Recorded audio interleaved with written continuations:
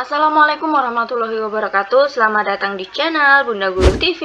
Belajar itu bermain, bermain itu ya belajar. Baiklah, pada kesempatan video kali ini Bunda Guru akan membahas tentang karakteristik anak berkebutuhan khusus.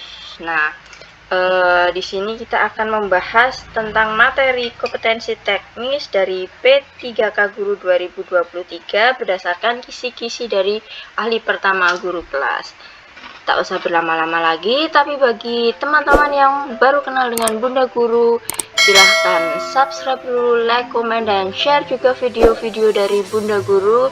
Ketika video-video Bunda Guru ini dirasa bermanfaat, agar bermanfaatannya dapat dirasakan oleh banyak teman.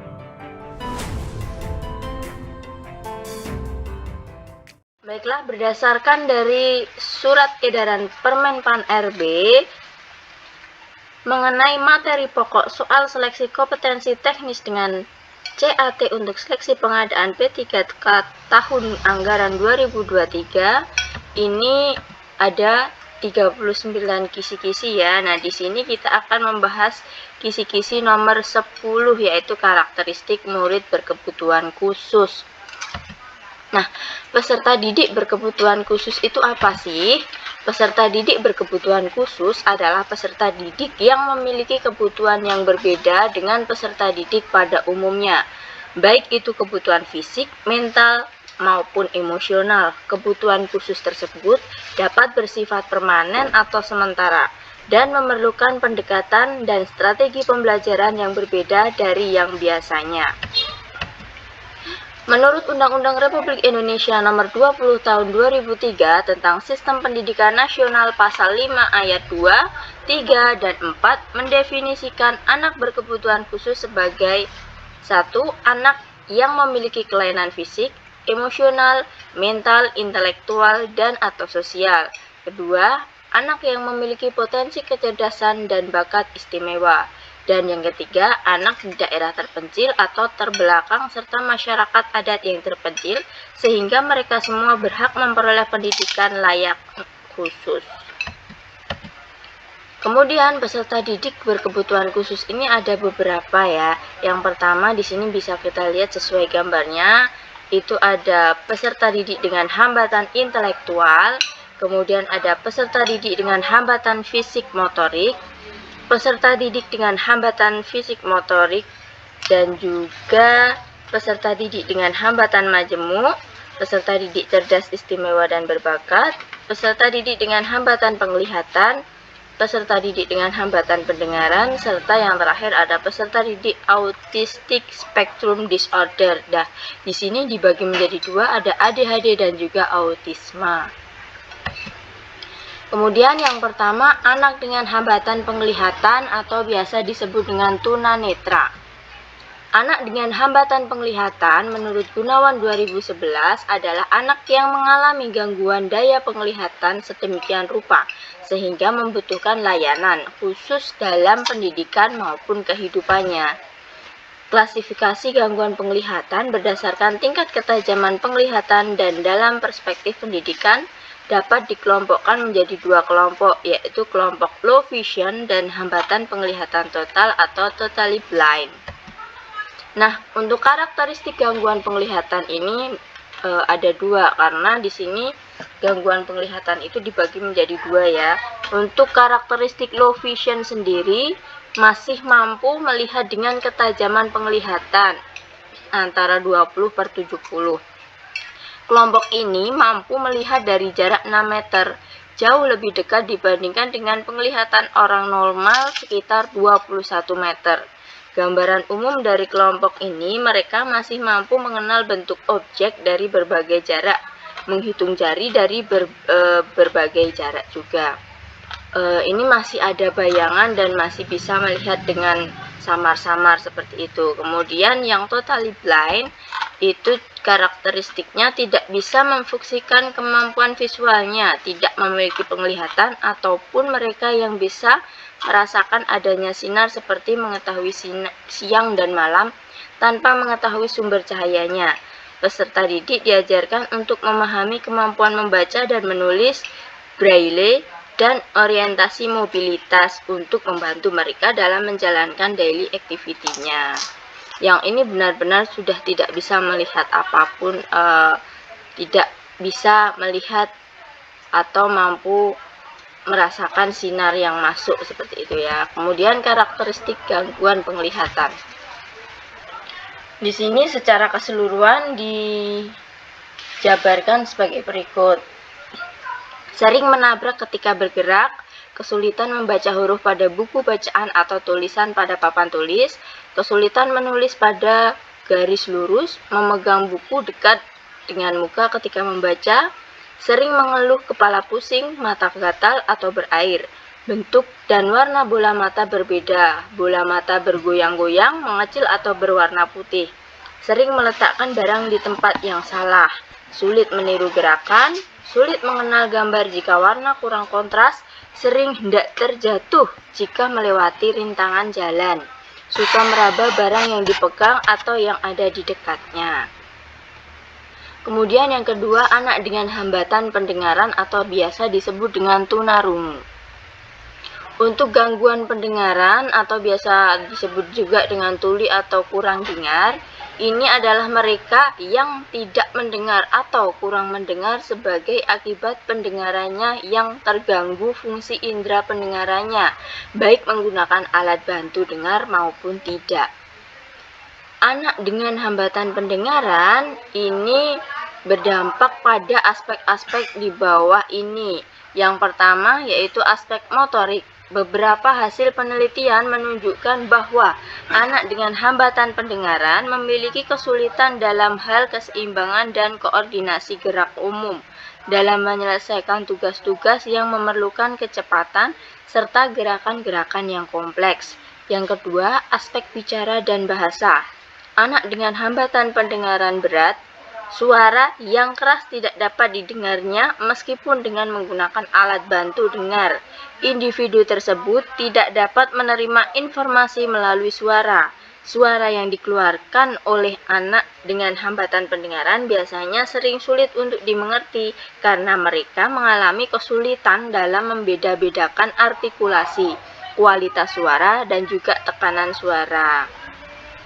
Nah, untuk karakteristik gangguan pendengaran itu sendiri ada beberapa, yaitu tidak menyadari adanya bunyi atau suara, tidak dapat melihat ke sumber suara, terlihat mendekatkan telinga pada sumber suara, sulit untuk berbicara atau berbicara dengan kata yang tidak jelas dengan suara keras, sulit untuk mengungkapkan perasaan dengan tepat, cenderung menggunakan mimik atau gerakan tangan atau tubuh untuk berkomunikasi, cenderung pemata atau melihat anak lain melakukan sesuatu sebelum dia melakukan apa yang diminta. Kemudian yang ketiga, anak dengan hambatan intelektual atau biasa disebut dengan tunagrahita. Anak dengan hambatan intelektual ini adalah anak yang secara nyata mengalami hambatan dan keterbelakangan perkembangan mental intelektual di bawah rata-rata, sehingga mengalami kesulitan dalam menyelesaikan tugas-tugasnya. Nah, pengelompokan itu berdasarkan berat ringannya ketunaan. Atas dasar itu, anak tunagrahita dapat dikelompokkan menjadi hambatan intelektual ringan, sedang, dan juga hambatan intelektual berat. Untuk tingkat kecerdasan atau IQ anak yang mengalami hambatan intelektual dijabarkan sebagai berikut.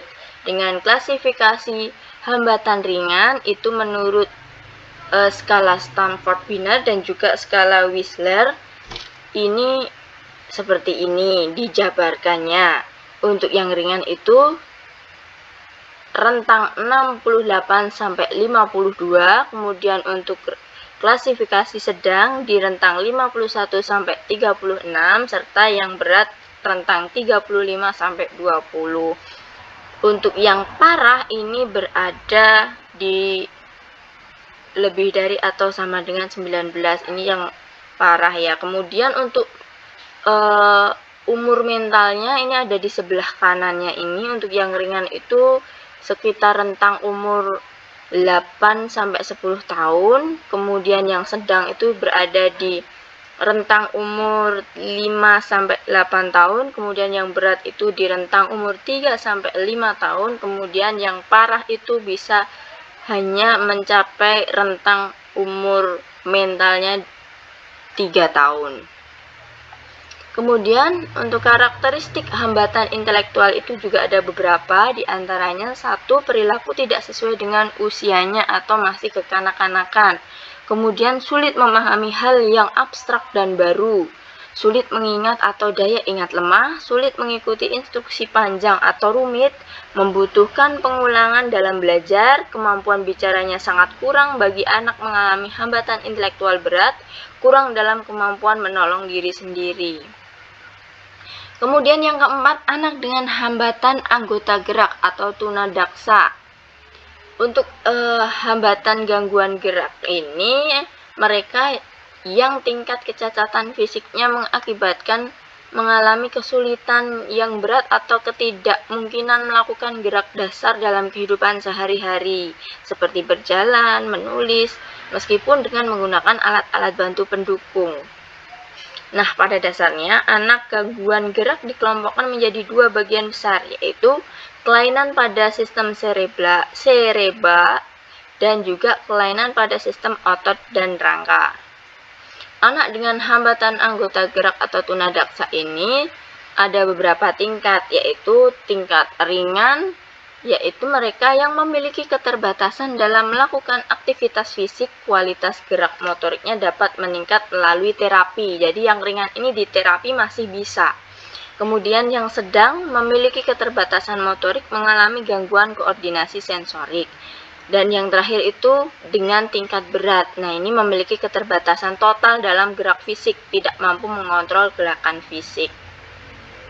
Kemudian karakteristik hambatan gerak ini ada beberapa juga, yaitu sulit menggerakkan tubuh, sulit untuk berpindah dari satu posisi ke posisi lain, sulit meraih atau mengambil benda di tempat yang tinggi, gerakan tubuh kaku dan layu, sering terjatuh. Dan yang terakhir, bila terjadi kekakuan pada otot bicara, maka di antara mereka dengan hambatan gerak juga akan mengalami hambatan bicara seperti pada mereka yang cerebral palsy ya. Kemudian yang kelima, anak cerdas istimewa, berbakat istimewa. Nah, di sini ini termasuk anak berkebutuhan khusus juga. Nah, apa sih anak yang memiliki kecerdasan istimewa ini? Yaitu anak yang memiliki potensi kecerdasan istimewa atau biasa disebut dengan gifted, dan anak yang memiliki bakat istimewa atau biasa disebut talented. Adalah anak yang memiliki potensi kecerdasan, kreativitas, dan tanggung jawab terhadap tugas di atas kemampuan anak-anak seusianya atau anak-anak normal. Nah, karakteristiknya yaitu ada cepat mengerti instruksi, cepat memahami konsep atau penjelasan, cepat mengerjakan tugas, menunjukkan keterlibatan yang tinggi, punya komitmen, kreatif dan inovatif, memiliki skor intelijensi di atas 130 bagi anak yang cerdas istimewa. Mudah bosan bila pelajarannya diulang-ulang, menjadi usil dan suka mondar-mandir bila tidak ada yang dikerjakan. Memiliki kemampuan untuk memimpin kelompoknya, serta terkadang kurang teliti dan menggampangkan pengerjaan tugas. Untuk yang selanjutnya, keenam, kesulitan belajar spesifik atau biasanya disebut ada disleksia, diskalkulia, dan juga disgrafia.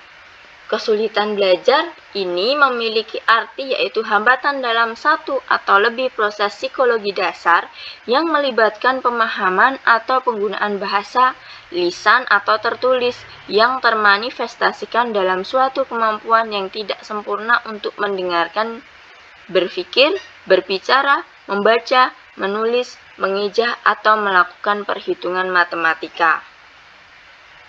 Gangguan ini merupakan gangguan yang kasat mata, berupa kesalahan dalam hal membaca, biasa disebut dengan disleksia, menulis disebut disgrafia, dan berhitung disebut dengan diskalkulia.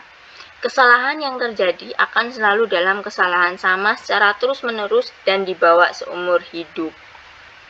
Nah, karakteristiknya sendiri yaitu disleksia. Itu ada perkembangan kemampuan membaca yang terlambat, kemampuan memahami isi bacaan rendah, serta kalau membaca sering banyak kesalahan. Untuk karakteristik disgrafia, kalau menyalin tulisan sering terlambat selesai, sering salah menulis huruf B dengan P dengan Q, V dengan U, 2 dengan 5, 6 dengan 9, karena huruf-huruf dan angka-angka itu hampir sama, dan sebagainya.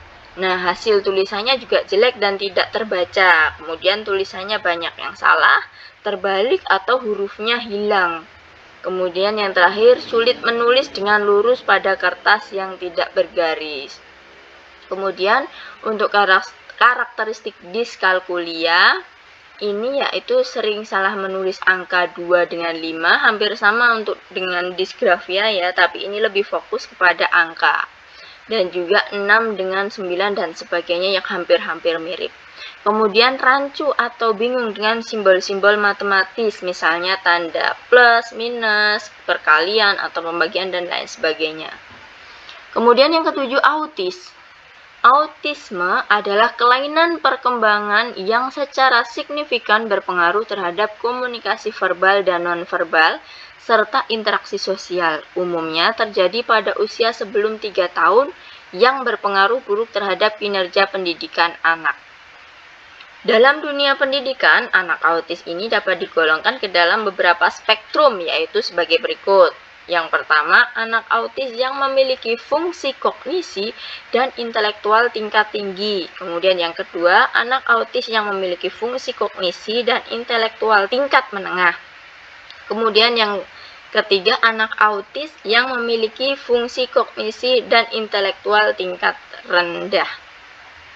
Kemudian karakteristik anak autis ini sendiri juga ada beberapa, diantaranya mengalami hambatan di dalam bahasa, kesulitan dalam mengenal dan merespon emosi dengan isyarat sosial, kekakuan dan miskin dalam mengekspresikan perasaan, kurang memiliki perasaan dan empati, sering berperilaku di luar kontrol dan meledak-ledak, secara menyeluruh mengalami masalah dalam perilaku, kurang memahami akan keberadaan dirinya sendiri, keterbatasan dalam mengekspresikan diri, dan yang kesembilan berperilaku menonton dan mengalami kesulitan untuk beradaptasi dengan lingkungannya.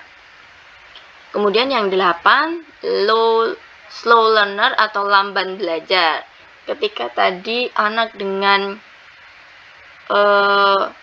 kemampuan yang istimewa itu termasuk anak ABK, di sini ada kebalikannya, yaitu slow learner juga termasuk dalam kategori anak ABK atau berkebutuhan khusus. Mereka adalah yang memiliki potensi intelektual sedikit di bawah normal, tetapi belum termasuk tunagrahita. Biasanya memiliki IQ sekitar 70-90. Nah, karakteristik slow learner itu sendiri yaitu keterbatasan kapasitas kognitif, memori atau daya ingat rendah, gangguan dan kurang konsentrasi, ketidakmampuan mengungkapkan ide. Jadi dalam menguasai konsep-konsep itu, anak-anak slow learner itu cenderung lebih lama dibandingkan anak-anak normal karena memiliki IQ yang bukan di bawah normal ya, tapi memiliki IQ yang rendah seperti itu. Belum termasuk tunagrahita, tapi mereka yang IQ-nya sekitar 70-90. Kemudian apa itu sih sekolah inklusif? Karena berkaitan dengan anak berkebutuhan khusus, itu akan ada yang dinamakan sekolah inklusif. Nah, apakah itu sekolah inklusif? Pendidikan inklusif atau sekolah inklusif ini menurut Permendiknas nomor 70 tahun 2009, yaitu sistem penyelenggaraan pendidikan yang memberikan kesempatan kepada semua peserta didik yang memiliki kelainan dan memiliki potensi kecerdasan dan atau bakat istimewa untuk mengikuti pendidikan bersama dengan peserta didik pada umumnya. Nah, apa sih sebenarnya manfaat sekolah inklusi? Manfaat sekolah inklusi itu sendiri yaitu yang pertama, sebagian besar anak berkebutuhan khusus dapat belajar di sekolah umum dengan akses dan lingkungan yang kondusif. Guru dapat memperkaya wawasan serta meningkatkan kreativitas dalam pengelolaan kelas. Karena di sini yang jelas guru memerlukan wawasan tambahan di mana anak-anak berkebutuhan khusus ini biasanya memiliki karakteristik masing-masing dan juga memerlukan penanganan yang berbeda juga dibandingkan dengan anak-anak normal, sehingga perlunya memperkaya wawasan untuk meningkatkan kreativitas dalam pengelolaan kelas. Kemudian, siswa atau siswi lain menerima perbedaan yang ada dan memiliki kepekaan sosial yang tinggi serta mampu menjalani persahabatan dengan anak berkebutuhan khusus. Jadi, di sini salah satu manfaatnya ini bisa saling menerima, belajar saling menerima dengan teman yang berkebutuhan khusus. Kemudian orang tua anak berkebutuhan khusus merasa yakin bahwa anaknya akan mendapatkan pendidikan yang lebih baik. Kemudian ada bisa mengembangkan sikap toleran karena bisa berteman dengan teman yang kondisinya sehat dan anak berkebutuhan khusus. Merasa lebih percaya diri karena diterima dan terlibat dengan berbagai kegiatan di kelas, serta terbiasa untuk menghargai dan merangkul perbedaan. Di sini intinya di sekolah inklusi itu lebih mengedepankan penerimaan di lingkungan seperti itu ya, karena beda ketika benar-benar di sekolah SLB itu yang khusus untuk anak ABK seperti itu. Kemudian perbedaan sekolah inklusif dan sekolah luar biasa atau SLB itu sendiri ada beberapa. Yang pertama yaitu siswanya. Di sekolah inklusi pada dasarnya adalah sekolah biasa atau reguler yang juga menerima siswa ABK di dalamnya. Kemudian untuk sekolah SLB mereka hanya fokus pada anak berkebutuhan khusus. Kemudian perbedaan yang kedua ada fasilitas belajar mengajar. Ketika di sekolah inklusi, siswa berkebutuhan khusus akan belajar bersama dengan anak yang lain, anak-anak normal yang lain. Untuk sekolah luar biasa ini, anak-anak berkebutuhan khusus hanya belajar dan bermain bersama anak-anak berkebutuhan khusus lainnya. Kemudian yang ketiga, sarana dan prasarana. Di sekolah inklusi, sarana dan prasarana pembelajaran semua disamaratakan dengan anak-anak normal biasanya. Untuk sekolah luar biasa atau SLB, ini sarana dan prasarana yang ada di sana memang didesain atau disetting untuk memfasilitasi anak berkebutuhan khusus seperti itu. Kemudian untuk kemampuan kognitif siswa, setiap anak diperlakukan sama untuk di sekolah inklusi. Nah, untuk yang sekolah luar biasa ini ada perlakuan-perlakuan khusus untuk anak berkebutuhan khusus sesuai dengan ketunaan mereka masing-masing. Kemudian untuk penerimaan siswa yang masuk itu di sekolah inklusi ada tes masuknya dengan beberapa kriteria tertentu. Biasanya di sana lebih diprioritaskan kognisi mereka yang dimana mampu untuk mengikuti perkembangan atau cara belajar anak-anak normal lainnya. Kemudian untuk yang SLB ini tidak ada tes masuk karena memang dikhususkan untuk anak-anak berkebutuhan khusus, sehingga guru-guru yang ada di sana memang adalah guru-guru yang memang mengajar pada anak berkebutuhan khusus. Berbeda dengan sekolah inklusi, biasanya guru yang ada di sana adalah guru-guru khusus, biasa disebut dengan shadow teacher ataupun guru-guru pendamping. Cukup sekian pemaparan dari kisi-kisi tentang karakteristik anak berkebutuhan khusus dari Bunda Guru.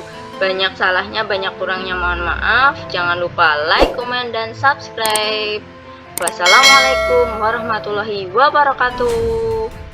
Teman-teman, jangan lupa like, komen, subscribe ya.